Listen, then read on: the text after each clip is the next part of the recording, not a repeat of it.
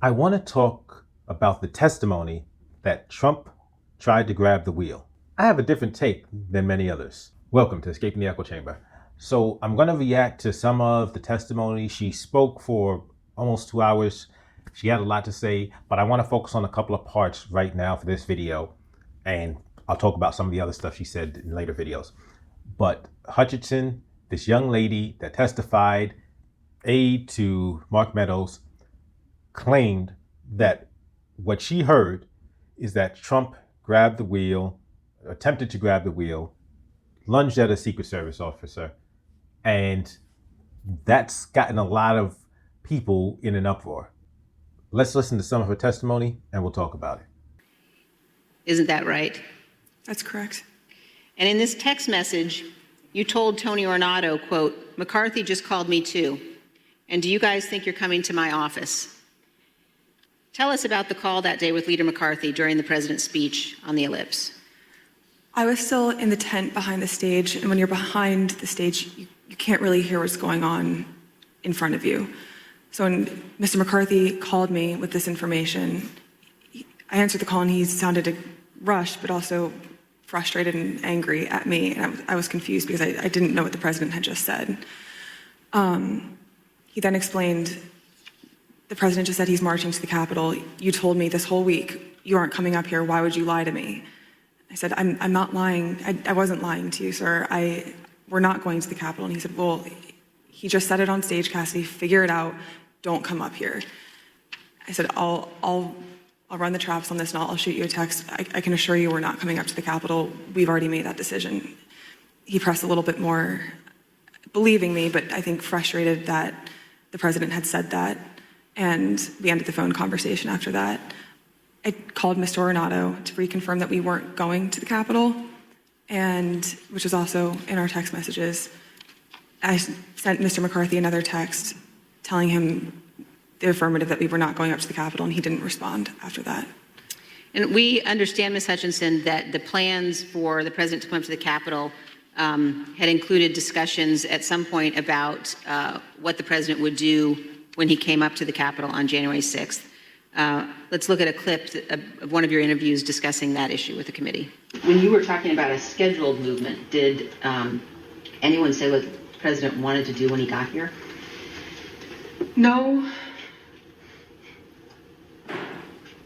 Not that I can specifically remember. I remember hearing a few different ideas discussed between Mark and Scott Perry, Mark and Rudy Giuliani. I don't know which conversations were elevated to the president. I don't know what he personally wanted to do when he went up to the Capitol that day. I know that there were discussions about him having another speech outside of the Capitol before going in. I know that there was a conversation about him going into the House chamber at one point. As we've all just heard, in the days leading up to January 6th, on the day of the speech, both before and during and after the rally speech, President Trump was pushing his staff to arrange for him to come up here to the Capitol during the electoral vote count. Kevin McCarthy from Congress didn't want Trump coming to the Capitol. Trump's staff didn't want Trump going to the Capitol.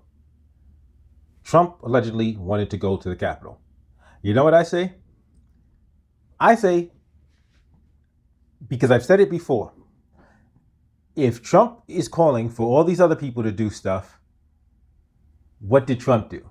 So when Trump says, he wants to go to the Capitol, I say, okay, because if you expect other people to go to the Capitol for you, then you damn sure better be willing to go there yourself.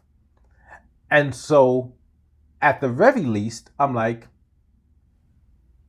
his intention to go there is at least in accordance with, because if you're going to be a leader, don't ask somebody to do something you're not willing to do. So on that point, I'm like, at least that. At least you were willing to go to Capitol, because for him to say, "Oh yes, we're going down and I'll see you there," and then not show up, that sounded kind of like, okay, so you just left everybody hanging? But with everybody else saying, oh, we don't want you to go, and him wanting to go, I'm like, okay, at least it shows that he actually wanted to go. When I returned to the White House, I walked upstairs towards the Chief of Staff's office, and I noticed Mr. Ornato lingering outside of the office. And once we had made eye contact, he quickly waved me to go into his office, which was just across the hall from mine. When I went in, he shut the door, and I noticed Bobby Engel, who is the head of Mr. Trump's security detail, sitting in a chair, just looking somewhat discombobulated and a little lost. I looked at Tony, and he had said, "Did you effing hear what happened in the Beast?" I said, "No, Tony, I just got back. What happened?" Tony proceeded to tell me that when the president got in the Beast, he was under the impression from Mr. Meadows that the off-the-record movement to the Capitol was still possible and likely to happen, but that Bobby had more information. So once the president had gotten into the vehicle with Bobby, he thought that they were going up to the Capitol, and when Bobby had relayed to him, "We're not, we don't have the assets to do it, it's not secure, we're going back to the West Wing," the president had a very angry response to that. Tony described him as being irate. The president said something to the effect of, "I'm the effing president, take me up to the Capitol now." To which Bobby responded, "Sir, we have to go back to the West Wing." The president reached up towards the front of the vehicle to grab at the steering wheel. Mr. Engel grabbed his arm, said, "Sir, you need to take your hand off the steering wheel. We're going back to the West Wing. We're not going to the Capitol." Mr. Trump then used his free hand to lunge towards Bobby Engel. And when Mr. Ornato had recounted this story to me, he had motioned towards his clavicles. And was Mr. Engel in the room as Mr. Ornato told you this story? He was. Did Mr. Engel correct or disagree with any part of the story from Mr. Ornato? Mr. Engel did not correct or disagree with any part of the story. Did Mr. Engel or Mr. Ornato ever after that tell you that what Mr. Ornato had just said was untrue? Neither Mr. Ornato nor Mr. Engel. This is the testimony that is blowing up all over the place, and there are some people like clutching pearls. Brett Baier is like, "Oh my God, this is out of control." And there's other things that I look at as being completely unacceptable. This thing, but it has galvanized people, because there's a bunch of people that are criticizing Trump like this is absolutely insane. This is crazy. This dude, this shows just how unhinged he was. You've got Trump supporters were like I saw some when this testimony first came out, people were like, "Oh my God, this is," like they were wondering like, "Man, this is looking so bad. This is horrible." But guess what? There's some additional claims. There are claims that this didn't happen. So there are claims from unnamed sources that, oh, this event never happened.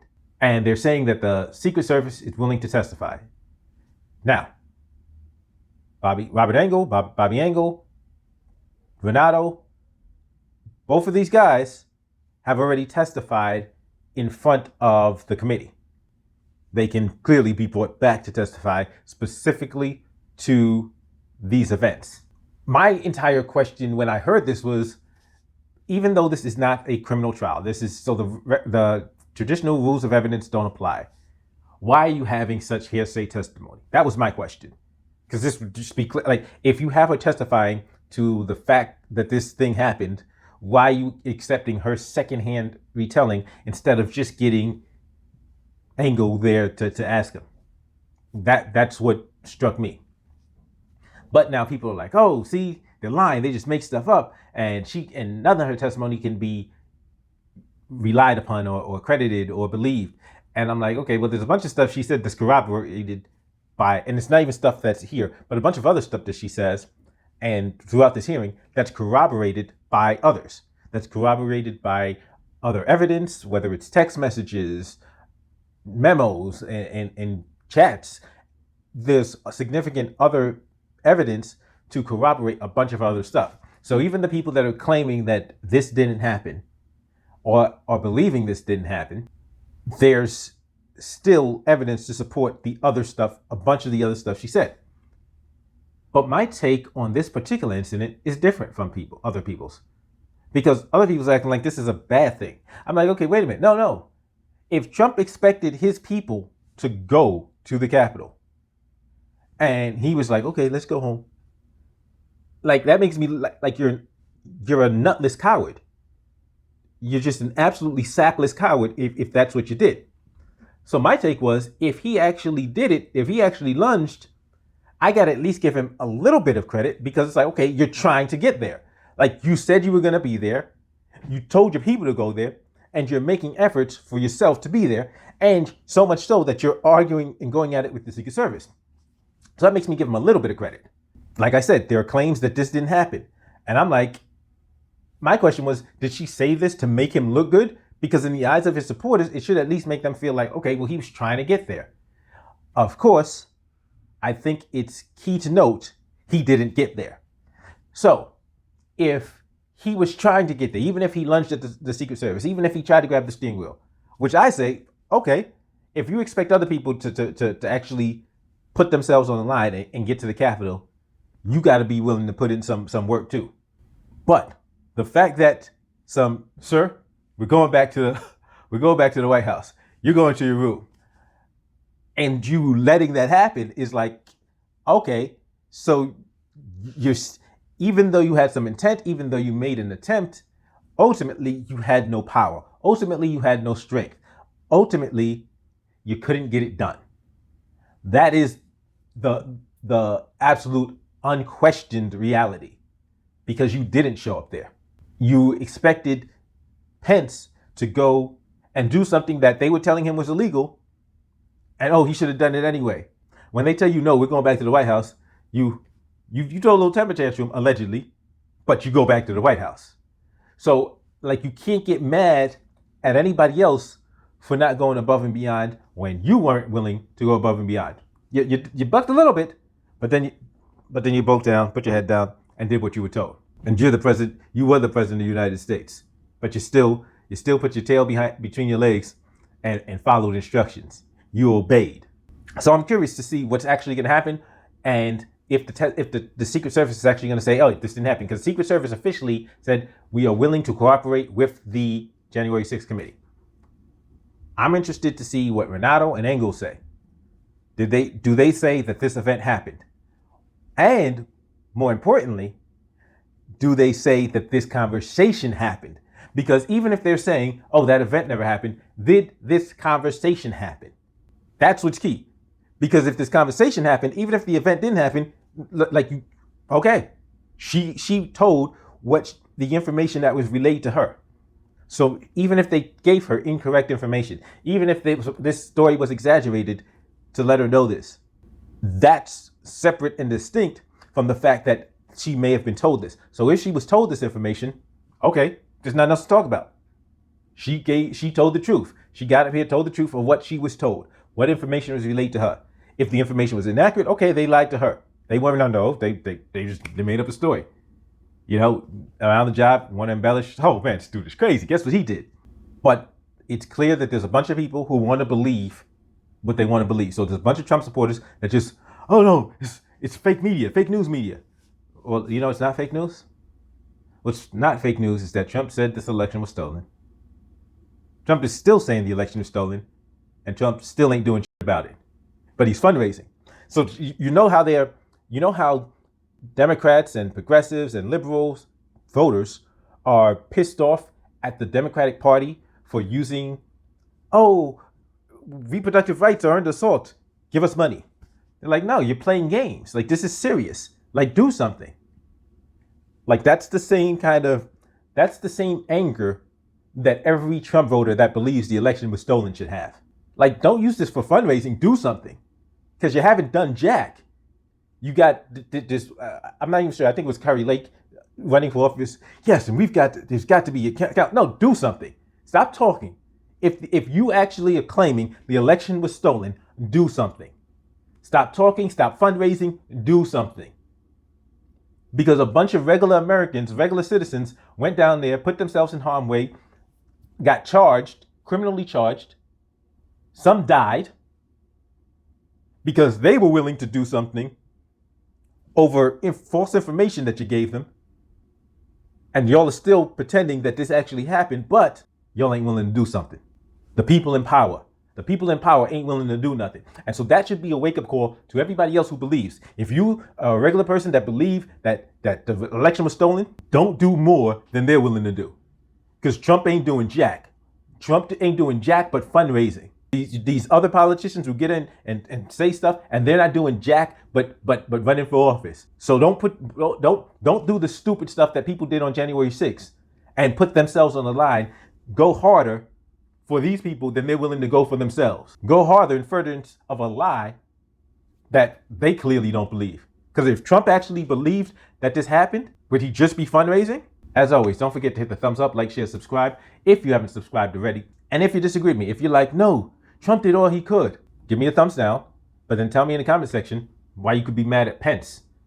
Because if Trump did all he could, why don't you give that same credit to Mike Pence? I'll see you next time.